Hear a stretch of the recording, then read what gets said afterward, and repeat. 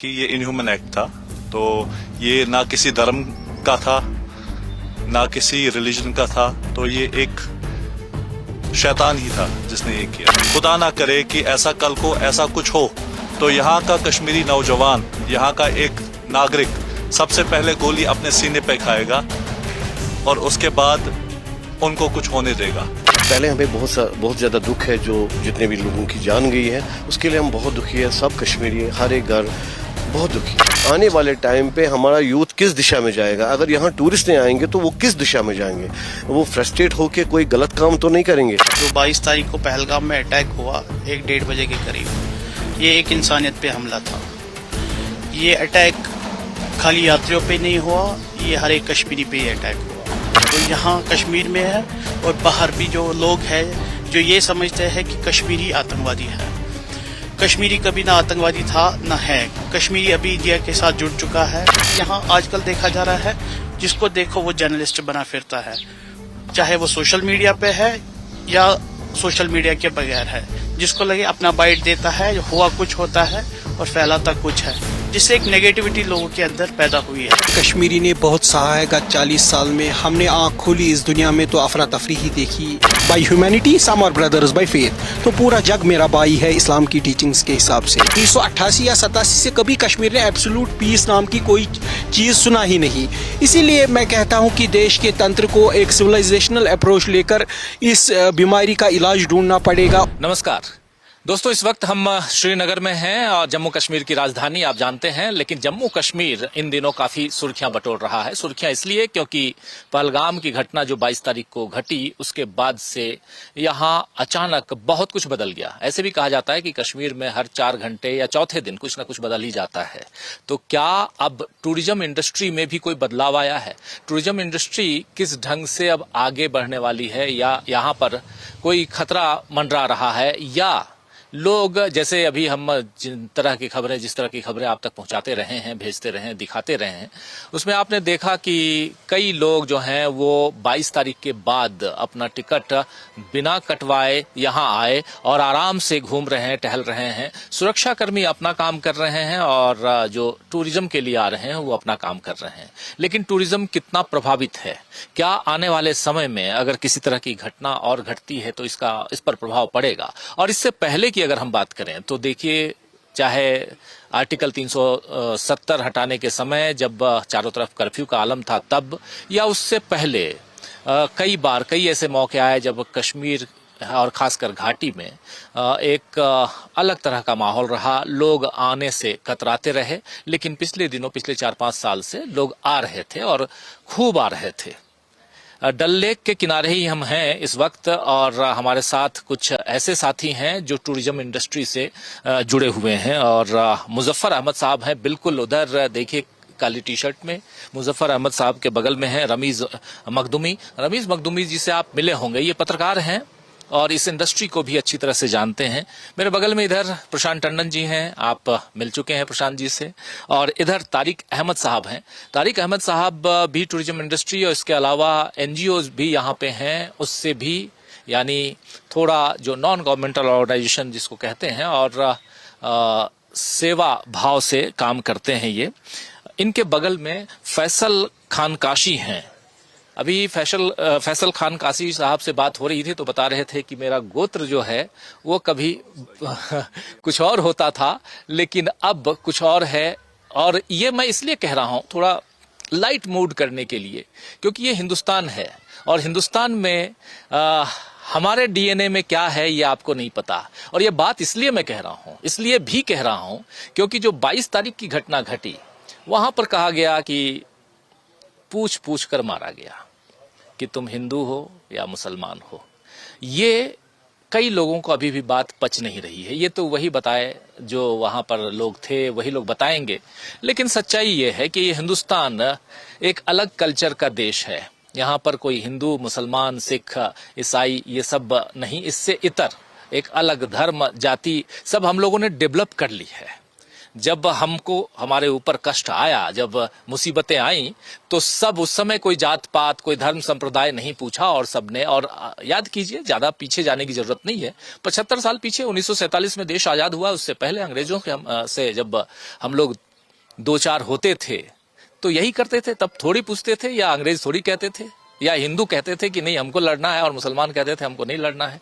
तो खैर थोड़ी सी बात ऐसे यहाँ ये भी करनी जरूरी है। लेकिन आते हैं, लौटते हैं हम टूरिज्म इंडस्ट्री पे और शुरुआत करते हैं जरा आपसे ही। फैसल जी आपके बारे में बात कर रहे थे और आपसे ही शुरुआत करना चाहता हूँ, समझना चाहता हूँ कि अब इस इंडस्ट्री को किस दिशा में जाते हुए आप देख रहे हैं, क्योंकि एक तो आप जरा अपना व्यवसाय जो है इस इंडस्ट्री का वो भी बताइए, और कहाँ जा रहा है ये जरा ये भी बताइए। ये अभी जो अभी हमला हुआ पहलगाम का 22 अप्रैल को, जो सबसे पहले मैं ये कहना चाहता हूँ कि बहुत अफसोस है उस चीज को लेके, और ऐसा होना नहीं चाहिए था।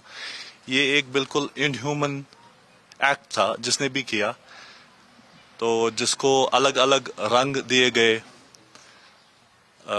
मैं ये कहना चाहता हूँ कि शॉर्टकट में कि ये इनह्यूमन एक्ट था। तो ये ना किसी धर्म का था, ना किसी रिलीजन का था, तो ये एक शैतान ही था जिसने ये किया। अब टूरिज्म को लेके बात करेंगे तो टूरिज्म का डाउनफॉल काफी आ गया आफ्टर द अटैक। हमने देखा कि काफी सारे कैंसलेशंस आए हमारे पास, क्योंकि हम टूरिज्म से रिलेटेड लोग हैं। तो हमारे हाउस बोट्स हैं, होटल्स हैं, चाहे हमारे टैक्सी वाले हैं, तो काफी कैंसलेशंस आई। जिनको आना था उन्होंने कैंसिल किया। पर हमने ये भी देखा कि काफी सारे लोग अब भी आना चाहते हैं और अब भी उन्होंने कैंसिल नहीं किया। और हम ये कहना चाहते हैं जितने भी हमारे टूरिस्ट हैं या जितने भी हमारे लोग हैं जो आना चाहते हैं, कि खुदा ना करे कि ऐसा कल को ऐसा कुछ हो तो यहाँ का कश्मीरी नौजवान, यहाँ का एक नागरिक सबसे पहले गोली अपने सीने पे खाएगा और उसके बाद उनको कुछ होने देगा। कश्मीरियत जिंदाबाद थी, कश्मीरियत जिंदाबाद है और कश्मीरियत जिंदाबाद रहेगी।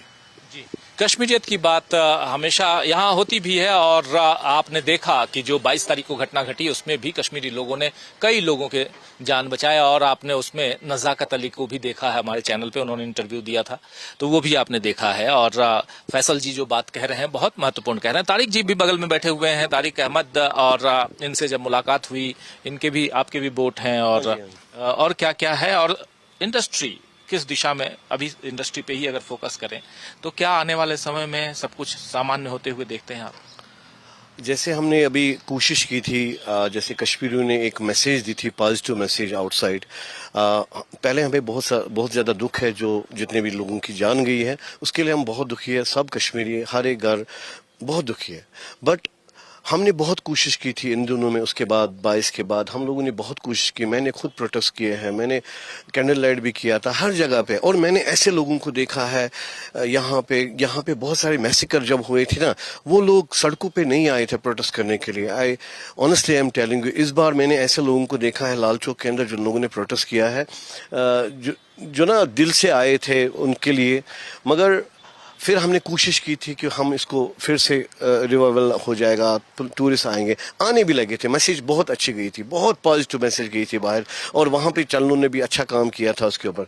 बट जो अभी जो ये जितने भी जो प्लेस जिनको बंद किया गया है, उसकी वजह से गलत मैसेज गई है बाहर। क्योंकि अगर मुझे भी बाहर जाना होगा तो मैं भी 10 बार सोचूंगा कि अगर मुझे दिल्ली जाना है, अगर कनॉट प्लेस बंद है तो पहाड़गंज बंद है, बाकी खुला है, तो मैं भी 10 बार सोचूंगा कि ये एरिया बंद है तो कुछ ना कुछ है। सो दैट्स वाई मुझे लगता है उसकी वजह से भी एक नुकसान हमको उठाना पड़ेगा।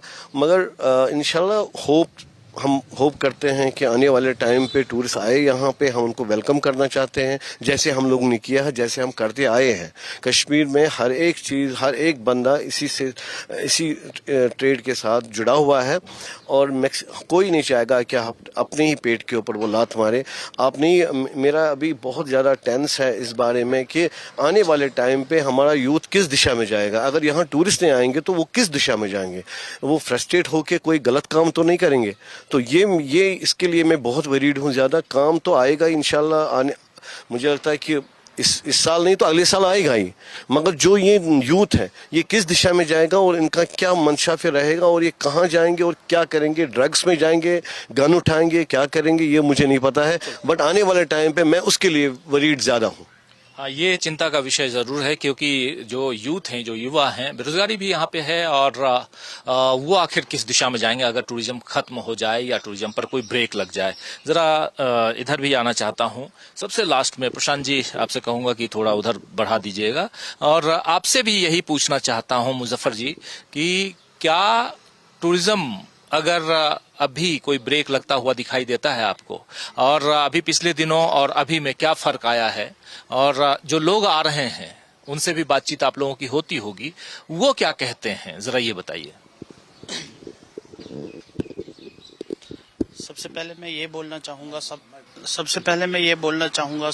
अपने लोगों से, जो 22 तारीख को पहलगाम में अटैक हुआ 1-1:30 बजे के करीब, ये एक इंसानियत पे हमला था। ये अटैक खाली यात्रियों पे नहीं हुआ, ये हर एक कश्मीरी पे ये अटैक हुआ। ये छोटी बात नहीं है कि 26 लोगों की जान चली गई। उनकी फैमिलीज अभी किस हाल में है ये वही जानते हैं। अगर हम इस विषय पे बात करेंगे कि सब बोलेंगे भाई टूरिज्म किस दिशा जा रहा है, तो मुझे नहीं लगता ये सही टाइम है हम इस पे हम बात करें। पहले तो हमें इस पे बात करनी चाहिए कि शांति बनी रहे, हमारा एक भाईचारा बना रहे, जो यहाँ कश्मीर में है और बाहर भी जो लोग हैं जो ये समझते हैं कि कश्मीरी आतंकवादी है। कश्मीरी कभी ना आतंकवादी था ना है। कश्मीरी अभी इंडिया के साथ जुड़ चुका है। जब से नरेंद्र मोदी जी आए हैं, आप देखे होंगे जो सिविलियंस किलिंग थी यहाँ पे, जो स्टोन पेल्टर्स वगैरह थे, वो किस रेशो में आ गए। सब लोग अपना अपना काम में बिजी थे क्योंकि टूरिज्म लौट चुका था और सब लोग बिजी थे। कोई इस की तरफ ध्यान देना ही नहीं चाहता था कि क्या हो रहा है क्या नहीं हो रहा है।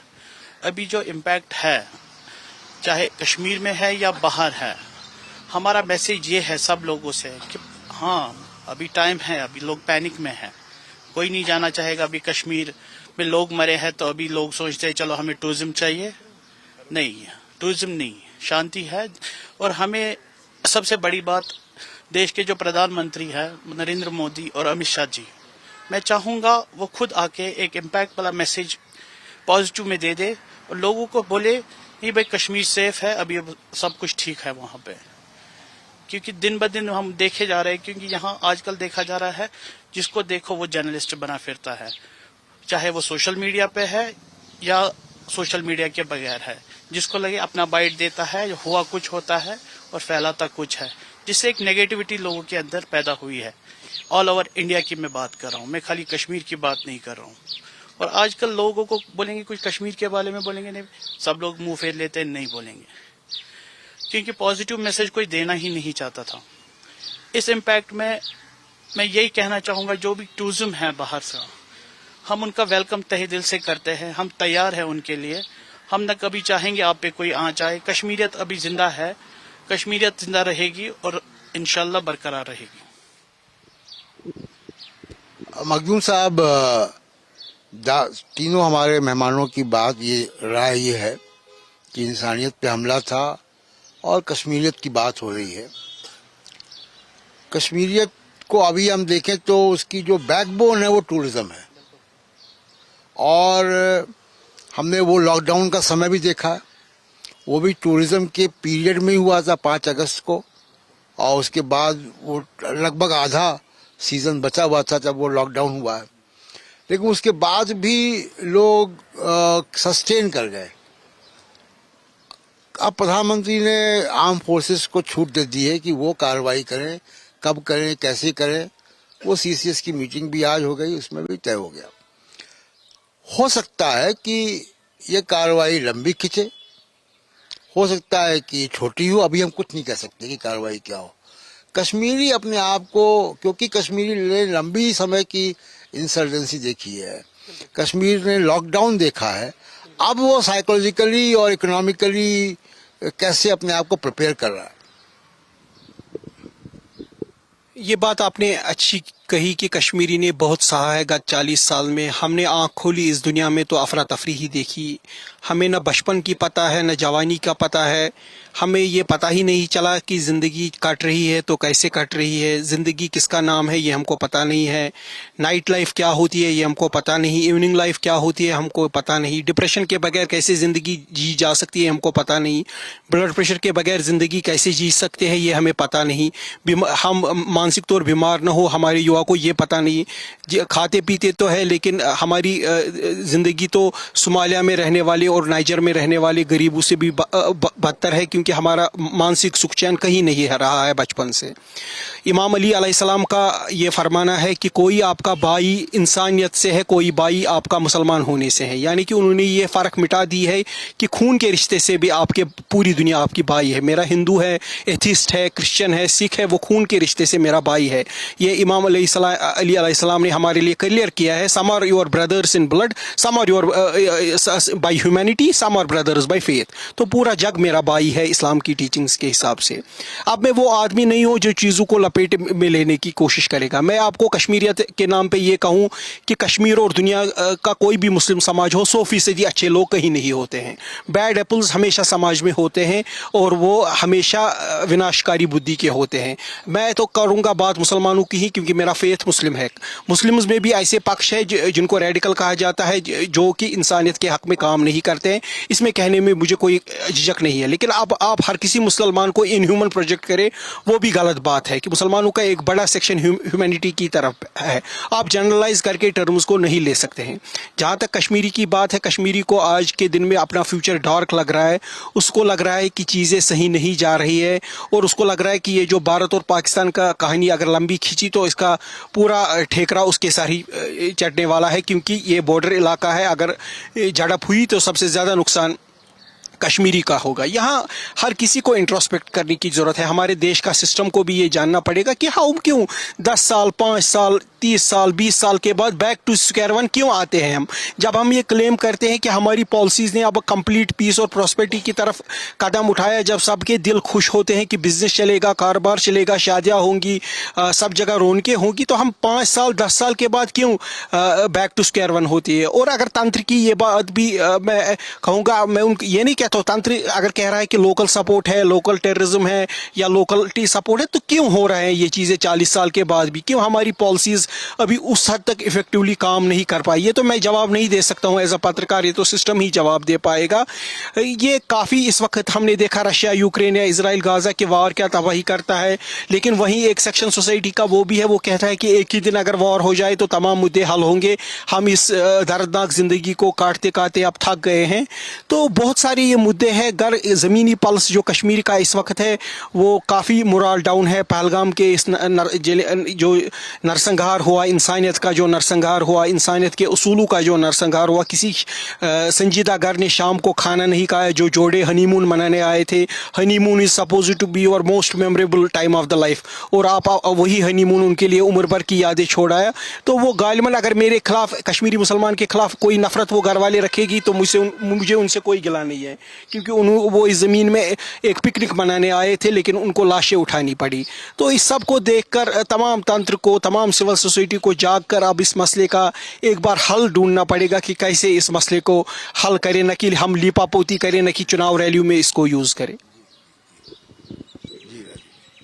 बिल्कुल, देखिए हम लोग जो बात कर रहे हैं कश्मीर में, लगातार ये इस बार की बात नहीं है, 2022 से या उससे पहले 2019 में, उससे पहले भी कई बार ऐसी घटनाएं घटी। लॉकडाउन की नौबत आई कश्मीर में और अभी भी 22 अप्रैल के बाद से बिल्कुल ही बदला हुआ कश्मीर दिखाई देता है। लेकिन उसके साथ साथ जनजीवन सामान्य है और रोज एक डर का आलम भी है। प्रशांत जी, ये कहा जा रहा है कि कुछ बड़ा होने वाला है और इस कारण भी डर है। लेकिन दूसरी तरफ अगर कश्मीर के युवाओं की बात की जाए, यहाँ के रोजी रोटी रोजगार की बात की जाए, तो फिर सबसे बढ़िया इंडस्ट्री कश्मीर के हिसाब से, लिहाज से देखा जाए तो टूरिज्म है। और उस पर आप, चूंकि पिछले 3 दिनों से आप भी घूम रहे हैं, आपको क्या लग रहा है कि टूरिज्म क्या, जैसा, हालांकि टूरिज्म इंडस्ट्री के 3 लोग हमारे साथ बैठे हुए हैं, एक रमेश जी भी हैं, पत्रकार हैं, अपनी बात रख रहे थे, लेकिन फिर भी आपने क्या देखा? मैं लोगों से भी जानना चाहूँगा कि इनकी फीलिंग्स क्या है, उनका फीडबैक क्या है। मैं जहाँ जा रहा हूँ, अभी थोड़ी देर पहले हम लोग शंकराचार्य मंदिर में थे। सीढ़ियाँ लगभग 200 सीढ़ियाँ, 200 सीढ़ियों पे हम लोग ऊपर गए, मंदिर में कुछ देर में समय रहे, उसके बाद हम नीचे आए।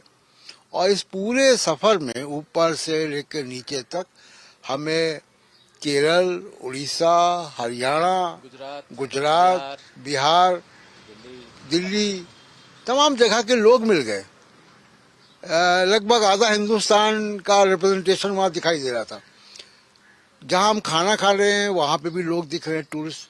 तो टूरिस्ट गायब हो गया है ये मैं नहीं कहूँगा, कमी बहुत आई। मैं इनकी बात से बिल्कुल यकीन करता हूँ कि 30, 40, 50% तक, कल भी मैंने बात की, और जो पटरी दुकानदार होते हैं उनसे बात की, उनके ऊपर सीधा असर आता है। टूरिस्ट नहीं आएगा तो उनसे कौन सामान खरीदेगा। उनकी सेल 50% से भी नीचे चली गई है। बहुत सारे दुकानदार होंगे जिन्होंने टूरिस्ट सीजन में बहुत सारा माल जो है, कपड़े हों या और चीज़ें हों, वो खरीद लिया होगा, कैश डाउन खरीदा होगा, और वो सब डंप होगा। तो ये बहुत कठिनाई का दौर तो कश्मीरी लोगों के लिए है। लेकिन और दूसरे, अभी जब हम लोग बात ही कर रहे थे कि अब अमेरिका ने, कनाडा ने, तमाम पश्चिमी देशों ने भी ट्रेवल एडवाइजरी जारी की है। लगभग पिछले साल की मैं बात बता रहा हूँ राजीव जी आपको, पिछले साल 65,000 विदेशी टूरिस्ट आया यहाँ पे। अच्छा, विदेशी टूरिस्ट ज़्यादा पैसे भी खर्च करता है, वो रईस मुल्क से आते हैं, उनके पास वो बड़े होटल लेते हैं, वो बड़े ग्रुप में आते हैं, तो वो बड़ी गाड़ियाँ भी लेते हैं। तो वो 65,000 फॉरेन टूरिस्ट नहीं आया, पिछली बार आया था। इस बार पता नहीं कितना आ पाएगा या कितना है। टूरिज्म लगातार बढ़ रहा था, और अब वो कश्मीर में जो एक खुशहाली दिख रही थी पिछले 3-4 साल में, वो कैसे लौटेगी, एक बात। दूसरी बात कि ये केवल कश्मीर के लोगों पे ही मुसीबत नहीं है, पूरे देश पर है, और कश्मीर की सरकार की भी। हालांकि वो सरकार अभी जिसको कहें कि आधी सरकार है, क्योंकि उसके पास फुल स्टेटहुड नहीं है, तो उनका पावर भी कम है। लेकिन फिर भी कश्मीर की सरकार से या केंद्र सरकार से आपको क्या उम्मीद है? क्या कोई पैकेज मिलना चाहिए? जैसे अभी आप बात कर रहे थे तारिक साहब कि बेरोजगारी बढ़ेगी तो जो युवा है वो भटक सकता है। हाँ, हम पत्थरबाजी कश्मीर में नहीं देख रहे। पत्थरबाजी कश्मीर में इसलिए नहीं देख रहे क्योंकि कश्मीर में 250% ग्रोथ है स्टार्टअप की, तो पूरे देश में शायद ऐसी ना हो। तो ये सरकार से एग्जैक्ट टर्म में आप क्या चाहते हैं कि कोई पैकेज हो, कोई सरकार कुछ करे एक बॉर्डर के फ्रंट पे, या इंसर्जेंसी से लड़ने के लिए, या आतंकवाद से निपटने के लिए सरकार कर रही है, सेना करेगी, सिक्योरिटी फोर्सेस करेगी, लेकिन आर्थिक पैकेज कैसा होना चाहिए? देखिए, अभी तो ये मुनासिब नहीं है कि हम पैकेज की डिमांड करें, क्योंकि अभी हम सदमे में हैं, सारा कश्मीर अभी सदमे में है उनके लिए जिनकी डेथ हुई है।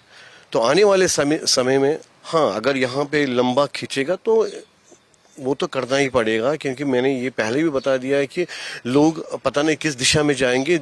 हर एक जवान जब बैठा रहेगा, आज मैं भी खुद बैठा, मुझे जब से ये हुआ है अभी 22 तारीख से अभी तक मेरे हाउसबोट में कोई टूरिस्ट नहीं है। तो मैंने जो सर्वेंट थे वो बता रहे थे भाई मुझे घर जाना है, दो थे वो मैंने भेज दिए, अभी 2-4 है, उनको भी वो भी घर जाएंगे, वो गाँव में जाएंगे, वो गाँव के होते हैं। तो वहाँ पे क्या इम्पैक्ट पड़ेगा, कैसे वो रहेंगे, किस हिसाब से रहेंगे, उनकी सोच में क्या आएगा, वो अभी डिबेट करें। और जो भाई साहब ने हमें बता दिया है कि अभी हम कोशिश कर दी है कि शांति कैसे हो और बाहर कैसे मैसेज हम दें शांति की, और यहाँ हिंदू और पाकिस्तान के बीच में जो शांति होनी है वो कैसे। अगर जंग करना है लेट देम, आप करो, मगर ये ऐसे मत करो कि हमें करना है खाली स्टेडियम में आप जंग कर रहे हो, वो जंग नहीं चाहिए हमें। या तो करो या तो आप चुप रहो। अभी तो आप आपस में ये इतनी सारी लड़ाइयाँ हो रही हैं, कैसे हो रही है, वो क्या बोल रही है, ये क्या बोल रहे हैं। हमारा एक ही मकसद है भाई, पिस रहे हैं कश्मीरी, पिस रहा है एक हिंदुस्तान। अभी जो बेचारे वो यूथ है वो अभी अभी आपको सर जो नए, हम तो पुराने हैं, हमने 90 से अभी तक हमने देखा है हालात कैसे कश्मीर में थे, कैसे अप डाउन्स आ गए। मगर जो नया बंदा आया, जिस ट्रेड में नया आया, वो खुदकुशी पे आएगा, वो अपने आप को ख़त्म करेगा, क्योंकि उसके ऊपर बहुत ज़्यादा कर्जा होगा, बैंक का भी कर्जा होगा, वहाँ का किसी से लोन भी लिया होगा, पर्सनल लोन, उससे भी बहुत ज़्यादा लोगों को डिप्रेशन होगा। और बहुत मैं उसी पे ज़्यादा फोकस करूँगा कि हम चाहते हैं कि पीस हो कश्मीर के अंदर, फिर से कश्मीर लौट आए। तो मेरी यही अभी अपील है सबसे, डरो मत, यहाँ पे भी इंसान ही रहते हैं। बिल्कुल, डरो मत, और यहाँ पर यानी कश्मीर में भी इंसान ही रहते हैं। बहुत सही बात कह रहे हैं आप। और टूरिज्म इंडस्ट्री एक ऐसी इंडस्ट्री है जो बहुत बहुत सारी चीजों से जुड़ी है। आप देखिए कितनी सारी चीजें, आप आते हैं या टिकट या रोडवेज से या रेल से, जैसे भी आते हैं, जहां भी जाते हैं आप उस हिसाब से या अपनी गाड़ी से आते हैं, तो वहां से लेकर आप जिस होटल में ठहरते हैं, जहां देखने जाते हैं, किसी रेस्तरां में खाना खाते हैं, कुछ खरीदारी करते हैं, सब कुछ। उसके अलावा आप अगर श्रीनगर आए, डल लेक में आए, तो वहां हाउस बोट में रह रहे हैं या शिकारा में घूम रहे हैं या कुछ और कर रहे हैं। देखिए कितनी सारी चीजें मैं आपको गिना चुका हूं इस अभी कि सब कुछ डिपेंड करता है। और एक साथ अगर एक टूरिस्ट नहीं आता है तो ये सारी चीजें प्रभावित हो रही हैं, सब कुछ। ह्यूमन रिसोर्स की चेन है पूरी। बिल्कुल बिल्कुल, ह्यूमन रिसोर्स की चेन है। और साथ साथ एक टूरिस्ट गाइड जैसे नजाकत अली से हमने मुलाकात की और जिसने 11 लोगों की जान बचाई, गाइड का काम करता है, गाइड है। युवाओं की बात कर रहे हैं तारिक अहमद जी, और युवा जो कॉलेज में काम करते हैं, कुछ ऐसे यूथ भी मिले जो कॉलेज में पढ़ते हैं लेकिन छुट्टी के समय गाइड का काम करते हैं। ऐसे लोग भी हैं, आसपास कई ऐसे बच्चे भी मिले।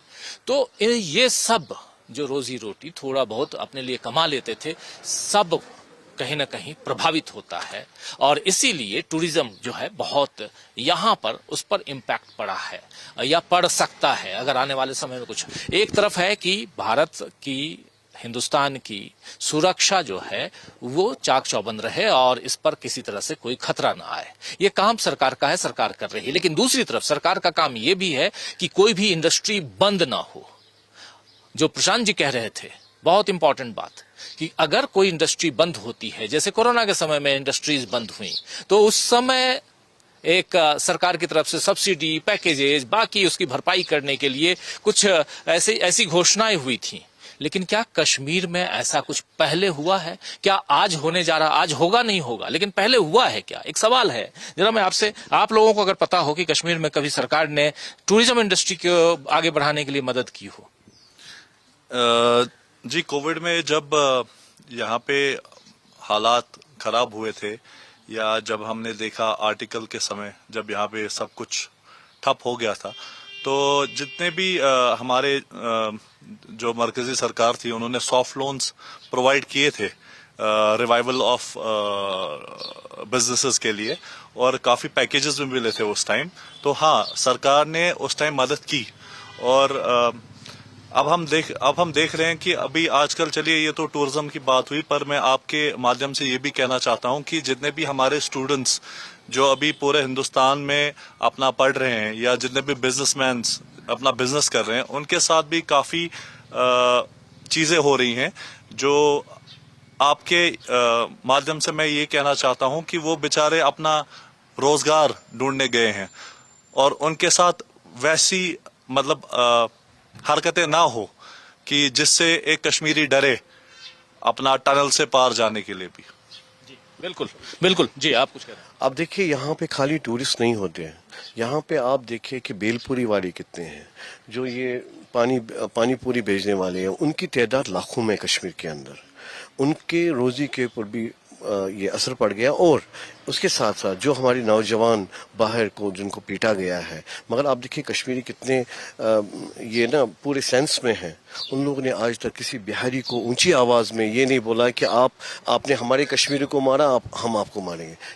ऐसा एक भी वाकया हमें दिखा दो यहाँ पे कश्मीर के अंदर। मगर ये बहुत गलत है जो हमारे स्टूडेंटों को वहाँ पे मारा गया है। और आप बोलते हैं कि धर्म पूछा गया, इससे पहले भी हिंदुस्तान के अंदर बहुत सारी जगहों पे धर्म पूछ के लोगों को मार दिया गया है। वो भी अच्छा नहीं है। हम हर एक चीज़ को कंडेम करते हैं कि जो पहलगाम में हुआ वो सबसे, मैं बोलता हूँ कि हम कैसे उसको बयान करें कि वो इतना सारा गलत हुआ था, ह्यूमैनिटी के ऊपर इतना बड़ा वो अटैक हुआ था और कश्मीर के ऊपर पूरा अटैक हुआ वो। बिल्कुल जो बिल्कुल। बात ये कह रहे हैं राजीव जी, बड़ी इंपॉर्टेंट बात है कि आपको याद होगा कल हम लोग रात में किसी जगह गए थे और वहाँ पे जो वेटर थे तो उसमें 5-6 वेटर थे उस छोटी सी दुकान में, जिसमें 4 तो बंगाल के थे और 2 यूपी के थे। कहीं भी आप जाइए तो आपको बिहार के वो जो डल लेक के बाहर आइसक्रीम बेचने वाला था वो बिहार का था, कोई पानी पूरी वाला या गोलगप्पे वाला वो यूपी का, राजस्थान का मिलता। तो देश भर के लोग यहाँ पे रोजी रोजगार कर रहे हैं, वो भी टूरिज्म के आधार पर है। बिल्कुल टूरिज्म खत्म होगा तो वो भी उनके ऊपर भी असर पड़ेगा। जी जी बिल्कुल बिल्कुल। जरा इनसे भी, रमीश जी से भी समझना चाहता हूं कि आप तो जर्नलिस्ट हैं मखदूमी साहब, क्या लगता है, एक जर्नलिस्टिक उस पे मैं समझना चाहता हूं आपसे कि पहले भी आपने बहुत कुछ देखा है, अभी आप बता भी रहे थे कि बचपन से हमने जो देखना चाहिए था वो नहीं देखा और डिप्रेशन वाली जिंदगी देखी है। क्या यहाँ पर जो बाहर के आए हुए उनके बीच कोई ऐसा भेदभाव तो नहीं है, ये हम जान रहे हैं, इसी पे चर्चा भी कर रहे हैं, लेकिन जो बाहर हो रहा है कश्मीर को लेकर उसका रिएक्शन यहाँ होता है क्या? जी देखिए, साफ साफ बात कहूँ, बाहर कभी कोई काऊ के नाम पे लिंचिंग हो तो उसका असर तो माइंड पे होता है। कभी मंदिर मस्जिद का डिस्प्यूट हो, आज तो ग्लोबल विलेज है, आपके मोबाइल पे 1 मिनट पे न्यूज़ आती है, तो जो कुछ भी हो रहा है उसका असर तो दिमागों में होता ही होता है। जो यहाँ के युवा हो या एल्डर्स हो, उनके दिमागों पे तो उसका बेसिकली जब भी कोई नेगेटिव वाक़ा होता है तो यहाँ पे वही ह्यूमन बीइंग रह रहा है जो दिल्ली में रह रहा है, तो उसके दिमाग में भी नेगेटिव असर जा रहा है कि देश में क्या हो रहा है, कभी मंदिर, कभी मस्जिद, कभी काउ लिंचिंग के इशू। वो इन चीज़ों से खुश नहीं है। हाँ, जब देश में वो सुनता है कि कोई मेट्रो रेल चली तो काफ़ी खुश होता है। वो सोचते, वो उसको पता चलता है अहमदाबाद और मुंबई के बीच में बुलेट ट्रेन शुरू हुई तो काफ़ी खुश होता है कि देश भी अब आगे बढ़ रहा है ट्रांसपोर्टेशन में। जब कश्मीरी बाहर आता है, दिल्ली मेट्रो की काफ़ी तारीफ़ें करता है, कहता है कि उसने दिल्ली की लाइफ आसान बनाई है। क्योंकि उस, और अगर कोई नेगेटिव वाक़ा देखता है अपने साथ या दूसरों के साथ तो उसका असर नेगेटिव ही निकलता है उस पर। जहाँ तक रही दूसरी बात, यहाँ पे मैं मानता हूँ कि जो ये 1988 से कभी हालात कंप्लीटली सुधरे नहीं। अगर हम आर्टिकल के बाद भी कह रहे हैं कंप्लीट पीस, तो उस वक्त भी नहीं था, क्योंकि उस वक्त भी अनफॉर्चुनेटली कुछ नॉन लोकल और कश्मीरी पंडित्स की किलिंग्स हुई थी। हालांकि वो पहलगाम से अगर कंपेयर करें काफ़ी आइसोलेटेड थे, लेकिन हम ये कहें कि 1988 या 87 से कभी कश्मीर ने एब्सोल्यूट पीस नाम की कोई चीज़ सुना ही नहीं। इसीलिए मैं कहता हूँ कि देश के तंत्र को एक सिविलाइजेशनल अप्रोच लेकर इस बीमारी का इलाज ढूंढना पड़ेगा। और अगर ये भी है कि कहीं ज़मीनी सतह पर रेडिकलाइजेशन है, हम तो काफ़ी प्रोजेक्ट्स देखते हैं, काफ़ी पॉलिसीज़ देखते हैं, कभी बीमारी का इलाज नहीं किया गया ताकि हम कंप्लीट और एक्चुअल पीस की तरफ बढ़े। मेरे ख्याल से कश्मीर इतना सेंसिटिव मसला है कि इसको एक इलेक्शन रैली या वोट बैंक की राजनीति से नहीं देखा जा सकता है। एक भारत सरकार का खुद भी कहना था, हमारे वाजपेयी जी हुआ करते थे, या इवन प्रेजेंट भी जो मोदी जी कह रहे हैं, अगर वो कह रहे हैं कि पाकिस्तान को सबक सिखाएंगे, या अमित शाह जी जो देश के माननीय गृह मंत्री है, यानी कि वो मानते हैं कि एक एक्सटर्नल डायमेंशन भी अनफॉर्चुनेटली या अनफॉर्चुनेटली इस मसले का है, तो उसको भी एड्रेस करने की ज़रूरत है। जैसे तारिक साहब ने भी अच्छा कहा कि अगर वॉर ही उसका ऑप्शन है तो then the two country should go for the war to settle it for once and all. बाकी जो खासकर कश्मीर की नई जनरेशन है वो तो ज़्यादा मानती नहीं है इन चीज़ों को, भेदभाव को, वो तरक्की के राह पे जाना चाहती है। उसको पता चला है कि वायलेंस किसी प्रकार का नहीं है। हम अगर गाज़ा में इसराइल गाज़ा का कन्फ्लिक्ट देखें, रशिया यूक्रेन का कन्फ्लिक्ट देखते, कश्मीरियों की काफ़ी रुचि है, तो सब ये मान रहे हैं कि जो ये लंबा कन्फ्लिक्ट है सबसे ज़्यादा भुगतना पड़ेगा कश्मीर को ही। हमने भुगता भी है, यहाँ हर जगह कब्रिस्तान है, है कॉन्फ्लिक्ट के, तो उन सब चीज़ों का असर तो यहाँ है ही। और यही गुहार लगाई जा रही है देश के लीडरशिप के साथ, जिसमें बीजेपी की लीडरशिप इसलिए अहम बनती है क्योंकि वो इस वक्त देश में बड़ी पार्टी है। हर जगह उन्होंने इलेक्शन में अच्छा परफॉर्म किया, दिल्ली में उन्होंने परफॉर्म किया, महाराष्ट्र में परफॉर्म किया। तो उनसे उम्मीदें ये है कि अब वो इस मसले का समाधान ढूंढेंगे कि कैसे हम निर्मम नागरिकों की हत्या होने से बचाए, कैसे हम देश के नागरिकों को, जब वो पहलगाम और गुलमर्ग की आए तो कैसे वो ये टहले पहले। ये तो फैसल और मुजफ्फर और तारिक जैसे लोगों का काम नहीं है कि ये बेचारे ये पट्टे पे नहीं लिख सकते कि हम सिक्योरिटी देंगे, क्योंकि ये तो डायरेक्टली खुदा न खास्ता इन चीज़ों से दूर दूर तक रहता नहीं है। ये कैसे कोई स्टैम्प पेपर पे ये लिख के देंगे कि कल को यहाँ पे कुछ इंसानियत को दिलखराश करने वाला वाक़ा नहीं देखा। हमने चिट्टी सिंहपोरा भी इसी कश्मीर में देखा, हमने बहुत सारे नंदीमर्ग मैस्कर भी देखा, बहुत सारे 2010 भी देखा, 16 भी देखा, हर कोई देखा। तो ये टूरिज्म स्टेक होल्डर से हम पत्रकार किसी चिट्ठी पे नहीं लिख सकते कि कल क्या होगा कश्मीर में। बेहतर इसी से होगा कि जो देश का तंत्र है, मोदी जी एक स्ट्रांग प्राइम मिनिस्टर की छवि रखते हैं। वो सर्वेज में आया है कि पुतिन के बाद सबसे स्ट्रांगेस्ट लीडर है, बार बार हमने सर्वेज में पढ़ा। वो इसको वंस फॉर ऑल सेटल करे ताकि बाद में कभी कोई प्रॉब्लम ना आए। सही कह रहे हैं आप। ये सरकार को तय करना है कि कोई प्रॉब्लम ना आए, और लेकिन जो लोग बिजनेस कर रहे हैं उनके ऊपर अगर परेशानियां हैं तो वो क्या महसूस करते हैं। इस चर्चा का मुख्य मकसद यही है, और कि आखिर टूरिज्म इंडस्ट्री आज की तारीख में जा कहाँ रही है, और इसके क्या आगे भविष्य इसका क्या है, और इससे कितने लोग प्रभावित हैं। जरा आपके पास भी आना चाहता हूं मुजफ्फर जी, और आपसे भी समझना चाहता हूं। हम लोग लंबी चर्चा कर लिए कि यूथ जो है उनसे बात तो होती होगी, वो अब पिछले 3-4 दिनों में क्या सोच रहा होगा, जरा आपसे समझना चाहता हूं। अभी जो युवा है वो तो इसी इम्पैक्ट पैनिक में है सारे कि चल क्या रहा है। प्रॉब्लम ये है कि अभी आप देखिए, कहीं भी आप जाइए, वॉर की बात तो सब बोलते हैं लेकिन करनी आसान है, लेकिन जो प्रैक्टिकली जब आप वॉर करेंगे तो आपने देखा होगा रशिया और यूक्रेन की हालत क्या है, गाजा इजराइल की हालत क्या है। वॉर कभी अच्छा इम्पैक्ट है ही नहीं। और अभी तो वॉर स्टार्ट बॉर्डर पे हुआ ही नहीं होता है तो मुल्कों में शुरू होता है। मैं ये मैसेज देना चाहूँगा आपके माध्यम से सब लोगों को कि जो हम आपसी भाईचारा खत्म कर रहे हैं इसको खत्म मत कीजिए, इसको हिंदू मुस्लिम मत बनाइए। एक इम्पैक्ट पड़ता है, एक हिंदू एक मुस्लिम हम आपस में हमेशा भाई थे, भाई है, भाई रहेंगे। और ये जो चीज़ बार बार कही जा रही है कि कश्मीर बिजनेस के लिए, जैसे आप टूरिज्म की बात कर रहे हैं कि टूरिज्म अभी इम्पैक्ट में क्या है। टूरिज्म अभी आप देखेंगे 90% कैंसिलेशन है, ऑलमोस्ट 90% कैंसिलेशन है।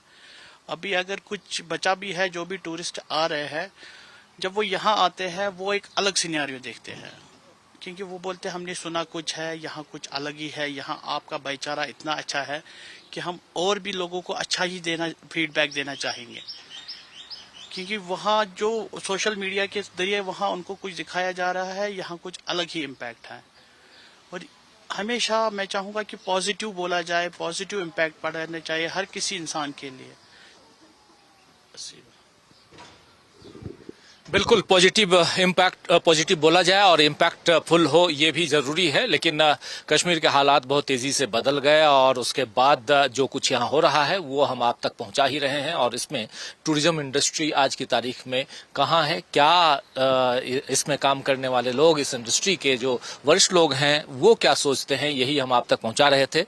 और लगातार आप ये भी जानते हैं कि कश्मीर जो है वो टूरिज्म के रूप में सबसे ज्यादा जाना जाता है। जन्नत की बात होती है, कहा जाता है कि अगर स्वर्ग कहीं है तो यहीं पे है, कश्मीर में है।